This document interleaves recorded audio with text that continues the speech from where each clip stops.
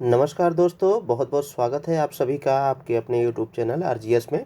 और हमेशा की तरह आज भी हाजिर हैं डेली करंट अफेयर के प्रोग्राम में। और आपका सुझाव, आपका प्यार हमारे चैनल को मिल रहा है, इसके लिए बहुत बहुत आभार आप सभी लोगों का। और जो भी उम्मीदें हैं आप लोगों की हमसे, वो भविष्य में हम पूरा करेंगे। और उम्मीद करेंगे कि जो भी वर्तनी हो या जो भी वक्तव्य हो भाषा के माध्यम से, वो आप तक सही तरीके से डिलीवर हो। तो चलिए हम लोग बढ़ते हैं डेली करंट अफेयर के प्रोग्राम में।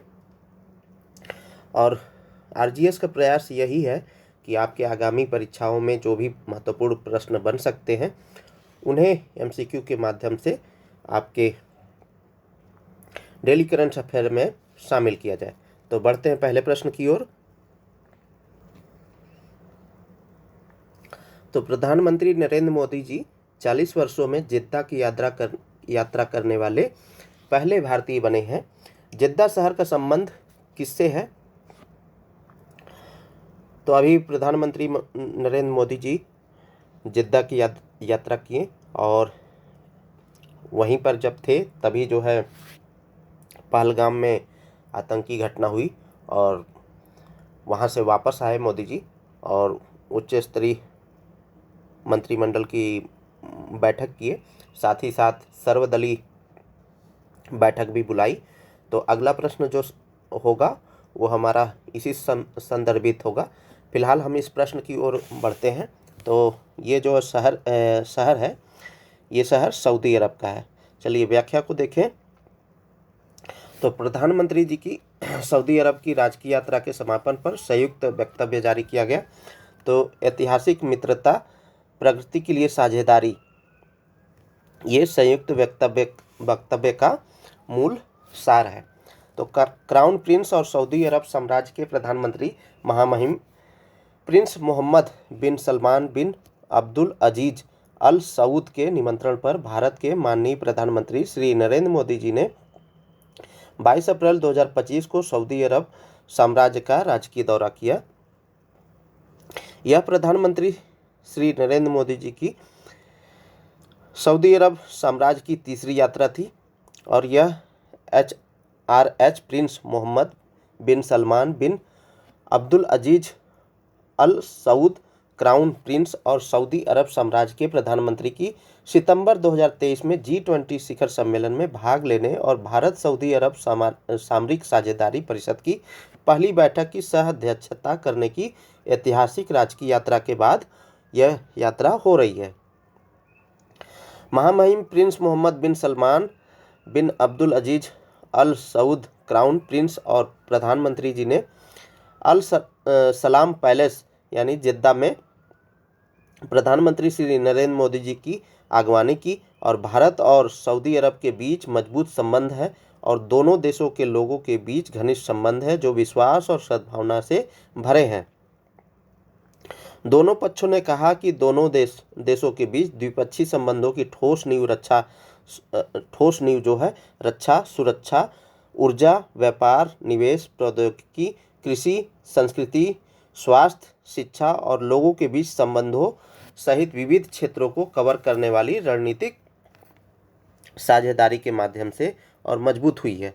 दोनों पक्षों ने आपसी हितों के मौजूदा क्षेत्रीय और अंतर्राष्ट्रीय मुद्दों पर भी विचारों का आदान प्रदान किया है।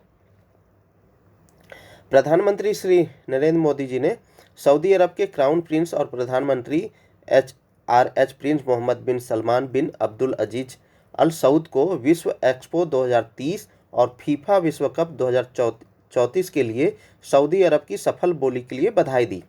तो यहाँ पर देखिए प्रश्न में भी दो प्रश्न छुपे हुए हैं।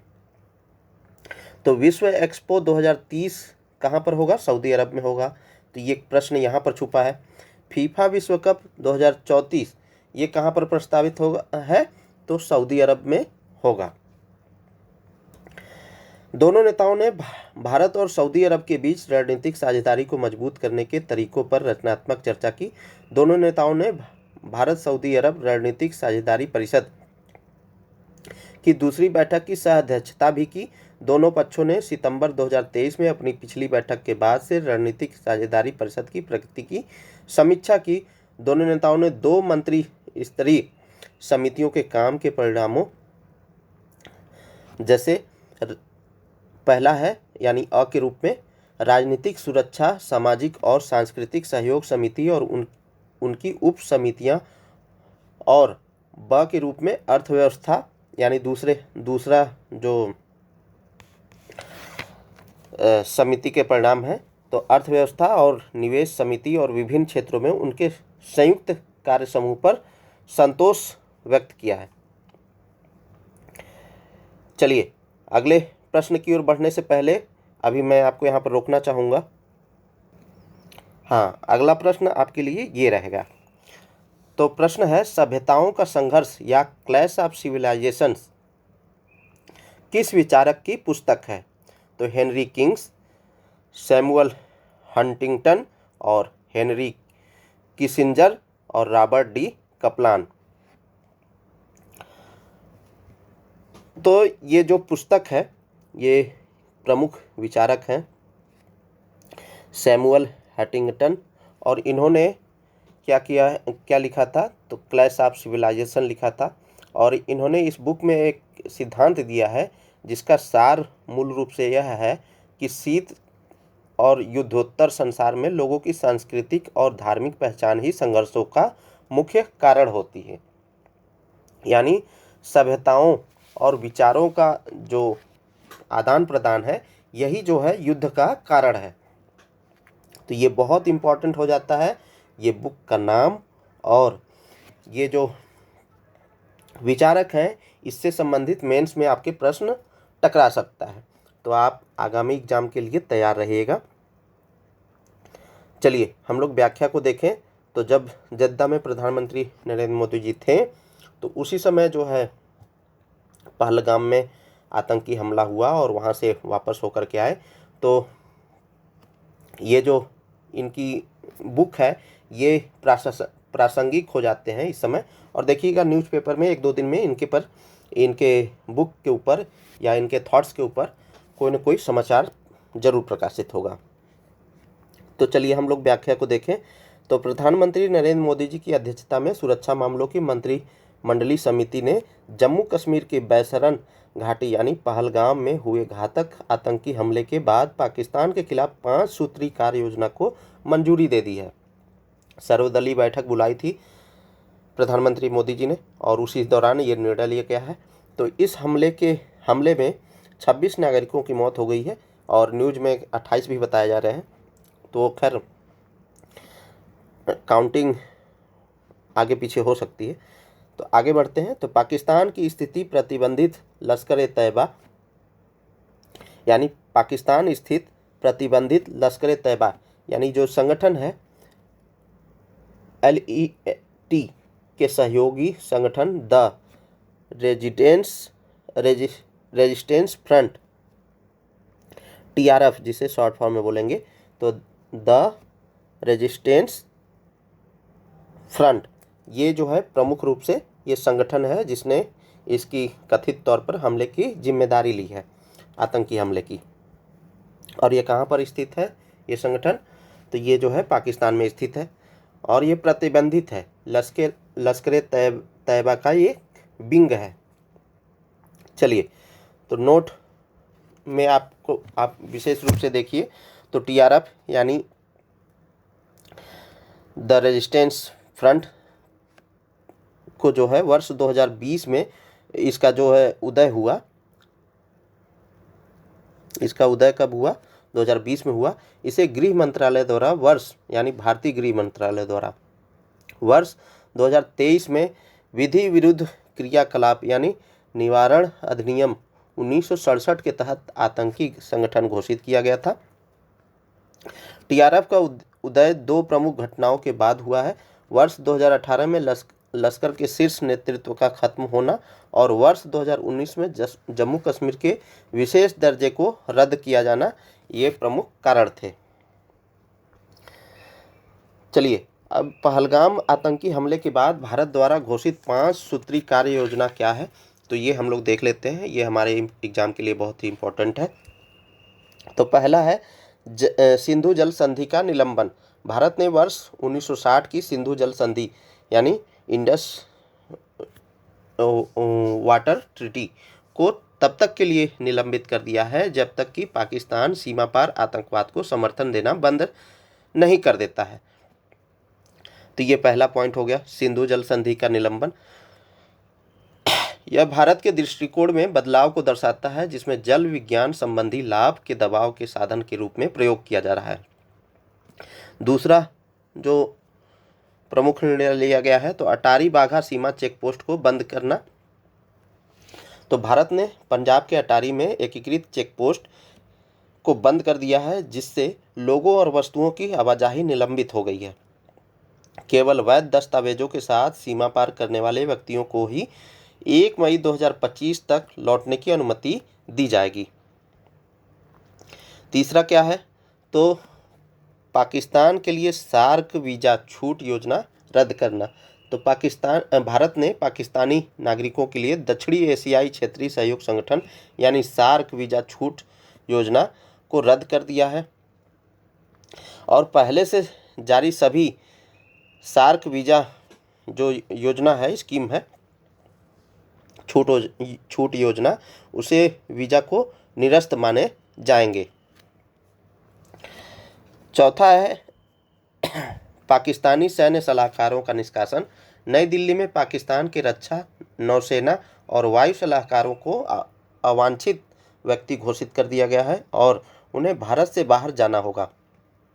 भारत इस्लामाबाद से अपने सलाहकारों को भी वापस बुलाएगा। पांचवा है राजनयिक कर्मियों की संख्या में कमी।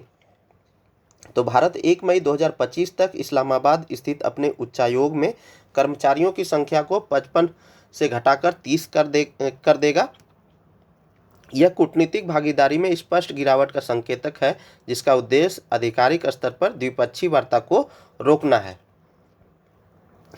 चलिए अब हम लोग देख लेते हैं सिंधु जल संधि यानी इंडस वाटर ट्रीटी के बारे में।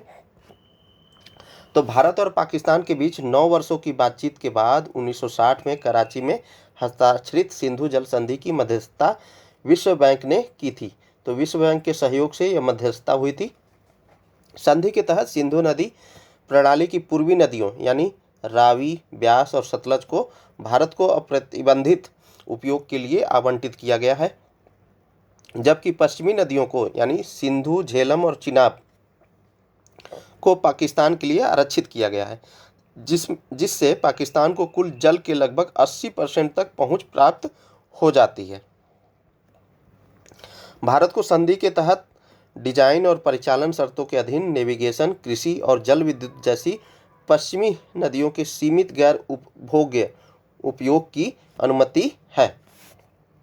तो यहाँ गैर उपभोग्य शब्द शामिल है। तो गैर उपभोग का मतलब ये होता है कि जब हम किसी भी चीज़ का कंजम्पशन करें यानी उसका उपभोग करें तो उसकी क्षय ना हो, मतलब खपत ना हो, यानी वो पूरी तरीके से नष्ट ना हो जाए। तो ऐसा हम उपयोग कर सकते हैं। जैसे हम जल विद्युत करते हैं, जल विद्युत उत्पादन करते हैं तो उस दौरान क्या होता है, जब हम टरबाइन पर पानी गिराते हैं तो पानी जो है फिर बह करके नदी में ही जाता है। तो यहाँ पर गैर उपभोग्य है। चलिए आगे बढ़ते हैं। तो सिंधु जल संधि ने वार्षिक वार्ता और सहयोग सुनिश्चित करने के लिए एक स्थायी सिंधु आयोग की स्थापना की तथा एक त्रिस्तरीय विवाद समाधान तंत्र की स्थापना की, जिसमें स्थायी सिंधु आयोग यानी PIC स्तर पर तटस्थ विशेषज्ञ यानी विश्व बैंक द्वारा या भारत और पाकिस्तान द्वारा संयुक्त रूप से नियुक्त किए जाते हैं। तटस्थ विशेषज्ञ या यदि आवश्यक हो तो मध्यस्थता न्यायालय के माध्यम से समाधान शामिल है। चलिए अब इस पर प्रभाव क्या पड़ेगा। जो सिंधु जल समझौते को निरस्त किया है, विलंबित किया है भारत ने, तो इस पर इसका जो है पाकिस्तान पर क्या प्रभाव पड़ेगा। तो पाकिस्तान की जल आपूर्ति पर प्रभाव पड़ेगा। कोई भी नदी हो या कोई भी शहर हो या कोई भी गांव हो, अगर वहाँ पर पानी नहीं है तो जाहिर सी बात है वहाँ का जीवन अस्त व्यस्त होगा। साथ ही साथ पीने योग्य पानी, खेती के लिए पानी और जो भी आर्थिक संसाधन है वो भी विनष्ट होंगे। और पूर्व से लेकर के अब तक देखे होंगे आप लोग, नदियों के किनारे ही प्रमुख रूप से शहर बसे हैं। और जैसे कि सिंधु घाटी सभ्यता, गंगा नदी के किनारे, अभी उज्जैन देख लीजिए, वाराणसी देख लीजिए, प्रयागराज देख लीजिए, भोपाल देख लीजिए, ये सब क्या है, नदियों के किनारे ही हैं, बसे हुए हैं। तो नदी जो है प्रमुख संसाधन है। तो पाकिस्तान की जल आपूर्ति पर प्रभाव पड़ेगा, जैसे कि खेती, पीने का पानी, उद्योग पर बुरा असर पड़ेगा। पंजाब और सिंध जैसी कृषि प्रधान इलाकों में जल संकट होगा। अब ये पंजाब और सिंध का जो क्षेत्र है बहुत ही कृषि के लिए उपजाऊ क्षेत्र है, और यहाँ पर जब ये जल संकट होगा तो क्या होगा, वहाँ की कृषि भी बाधित होगी, उत्पादकता भी घटेगी। तो भारत ने दशकों तक रणनीतिक संयम यानी अधिकारों का पूरा उपयोग नहीं किया है। अब नीति में बदलाव के साथ भारत पश्चिमी नदियों पर जल भंडारण, बिजली उत्पादन, सिंचाई परियोजनाओं को तेज करेगा। जल एक रणनीतिक संसाधन है, राजनयिक दबाव बनाने के लिए इस्तेमाल किया जा सकता है। अन्य विवादित परियोजनाएं भी हैं, जैसे किशनगंगा परियोजना झेलम की सहायक नदी पर अवस्थित है। किसकी सहायक नदी है, तो ये सिंधु की है। झेलम किसकी सहायक है, सिंधु की है।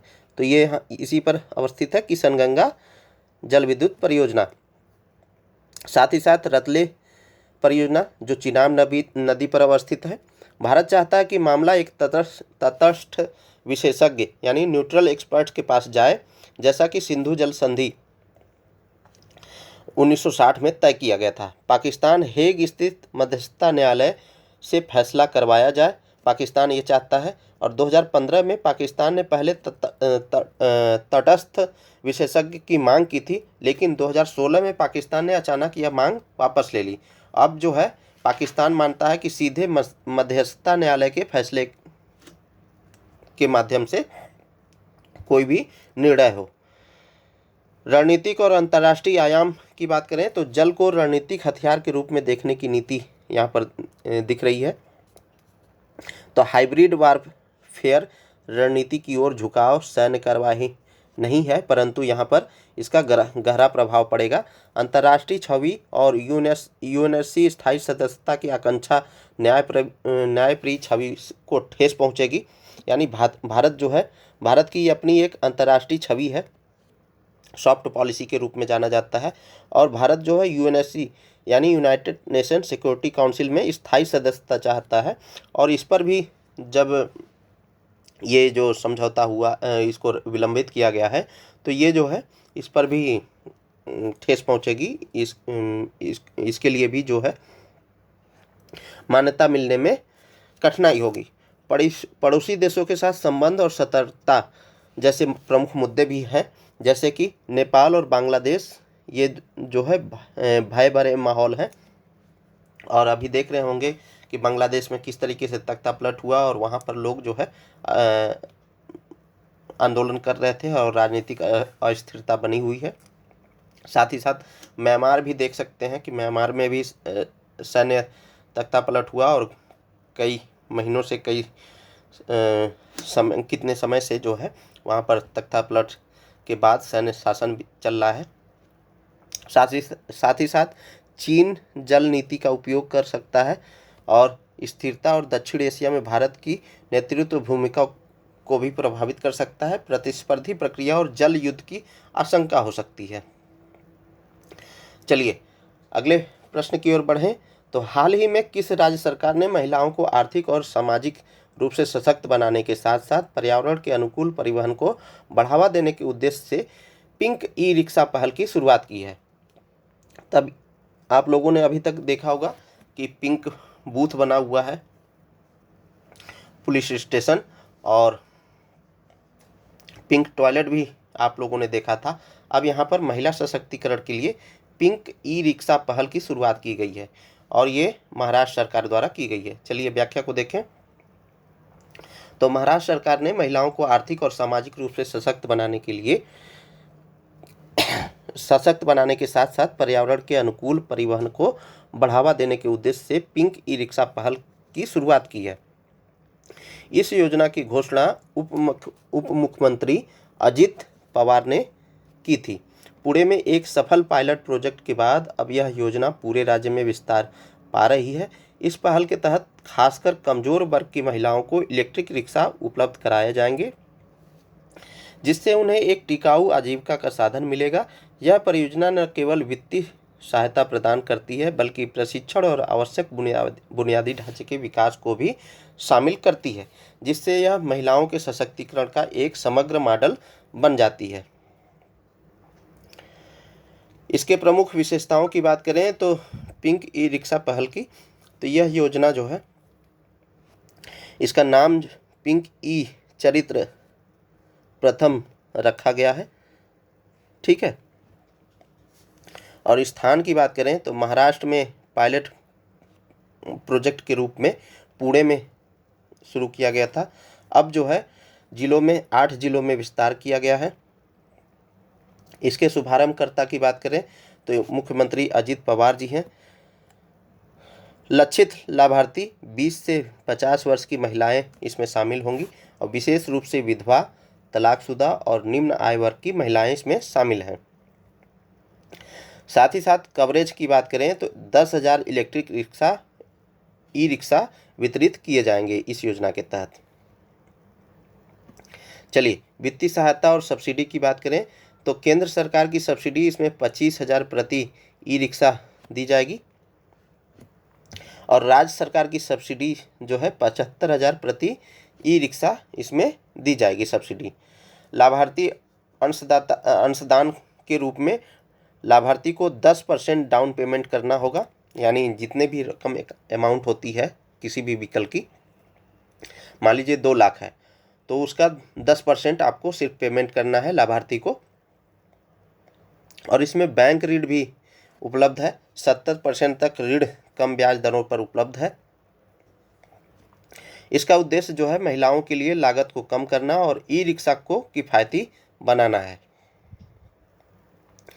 प्रशिक्षण और संचालन सहायता की बात करें तो प्रशिक्षण भागीदार में आईनेटिक ग्रीन इसमें प्रशिक्षण करेगा, महिलाओं को प्रशिक्षित करेगा और यह निःशुल्क सेवाएं देगा, ड्राइविंग प्रशिक्षण देगा, ड्राइविंग लाइसेंस प्राप्त करने में सहायता करेगा, रखरखाव करने में मदद करेगा और 5 वर्ष की वाहन गारंटी होगी, वार्षिक मेंटेनेंस कॉन्ट्रैक्ट होगा यानी एएमसी होगा।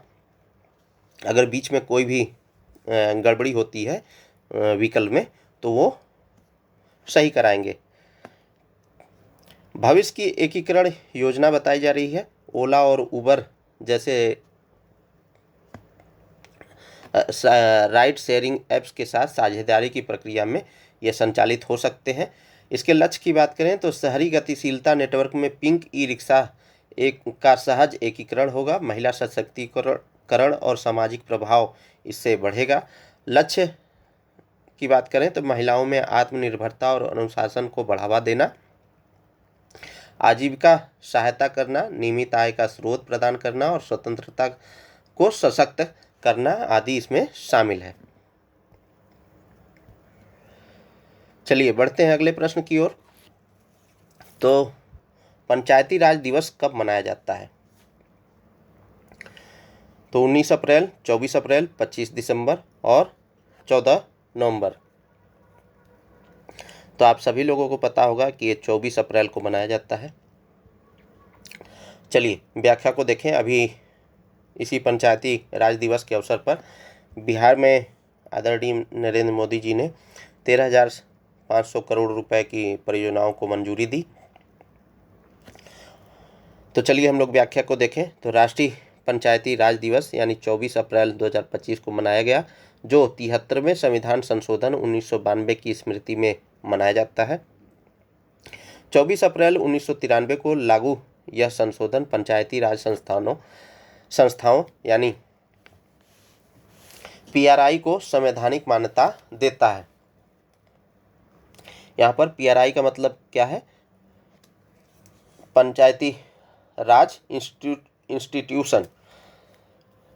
पीआरआई की त्रिस्तरीय संरचना है और पंचायती राज के लिए जो है सबसे सर्वप्रथम बलवंत राय मेहता कमेटी बनी थी और उसके बाद अशोक मेहता समिति बनी, फिर थुंगन समिति बनी, इन आयोगों को आप जो है पॉलिटी में पढ़ते होंगे। तो खैर उधर हम नहीं जाएंगे क्योंकि बहुत लंबा वीडियो हो जाएगा। तो पीआरआई की संरचना की बात करें तो इसकी संरचना त्रिस्तरीय संरचना होती है। ग्राम पंचायत जो है गांव से मिलकर के बना होता है, और इसी ग्राम पंचायत के जो सभी सदस्य होते हैं ग्राम सभा के सदस्य कहलाते हैं। और इसमें प्रत्यक्ष रूप से मतदान होता है ग्राम पंचायत में, यानी जो भी वार्ड मेंबर होते हैं और साथ ही साथ जो प्रधान होते हैं वो प्रत्यक्षतः ग्राम सभा द्वारा चुने जाते हैं। वहीं पंचायत समिति यानी ब्लॉक स्तर की बात करें तो यहाँ पर प्रत्यक्ष और अप्रत्यक्ष दोनों रूप से चुनाव होता है। जो बीडीसी होते हैं उन्हें हम प्रत्यक्ष रूप से चुनते हैं, और वही बीडीसी जो है ब्लॉक प्रमुख को अप्रत्यक्ष रूप से चुनते हैं। जिला परिषद जो है जिला स्तर पर होता है, यहाँ पर भी प्रत्यक्ष और अप्रत्यक्ष रूप से चुनाव होता है। जो जिला परिषद सदस्य होते हैं उन्हें जो है जनता द्वारा चुना जाता है, और वही जिला परिषद सदस्य जो है वो आगे चल करके जिला पंचायत अध्यक्ष का चुनाव करते हैं। तो चलिए हम लोग आगे बढ़ते हैं। तो यह दिवस स्थानीय लोकतंत्र, ग्रामीण सशक्तिकरण और विकेंद्रीकरण का उत्सव है। प्राचीन ग्राम सभाओं में से शुरू हुआ और आधुनिक पंचायत राज 1959 में राजस्थान के नागौर से प्रारंभ हुआ था। 73वें संविधान संशोधन अधिनियम के माध्यम से नियमित चुनाव महिलाओं और हाशिए के वर्गों के लिए आरक्षण सुनिश्चित करता है। पीआरआई में 46% महिला प्रतिनिधि और 20 राज्यों में 50% सीटें महिलाओं के लिए आरक्षित होती हैं। महिला सरपंच वाली पंचायतें स्वास्थ्य स्वच्छता कल्याण योजनाओं में बेहतर प्रदर्शन करती हैं। पंचायती राज ग्रामीण विकास, पारदर्शिता और जवाबदेही को बढ़ावा देता है। साथ ही साथ ग्राम सभाएं सामुदायिक निर्णय यानी सब मिलकर के इसमें निर्णय लेते हैं। बजट अनुमोदन और योजनाओं की निगरानी का मंच प्रदान करते हैं। 2025 के राष्ट्रीय पंचायत पुरस्कार उत्कृष्ट पंचायतों को सम्मानित करते हैं। पुरस्कार की बात करें तो यहाँ पर पंडित दीनदयाल उपाध्याय होगा,